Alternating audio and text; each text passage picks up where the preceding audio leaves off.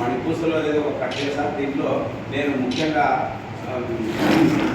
కవి పుంగవులు అంటే మంచి మంచి రచయితల గురించి, మంచి నేతల గురించి వాళ్ళ డేట్ ఆఫ్ బర్త్ సేకరించి అన్నీ, అంటే మనము పాఠశాలకు అవసరం ఇవి జయంతులు వర్ధంతులు జరిగినప్పుడు మనకు ఎక్కడో గూగుల్లో అవి వెతకాల్సి వస్తుంది. అట్లా లేకుండా ఈ టైటిల్కు ముందే పేరు తర్వాత జయంతి వర్ధంతి డేట్లతో సహా ఉంటాయి సార్. ఇది ఒక ప్రక్రియ రూపంలో ఉంటుంది. పాడడానికి మంచి గొంతు ఉండే పిల్లలు కూడా ఈ పద్యాలను గేయ రూపంలో బాగా పాడవచ్చు.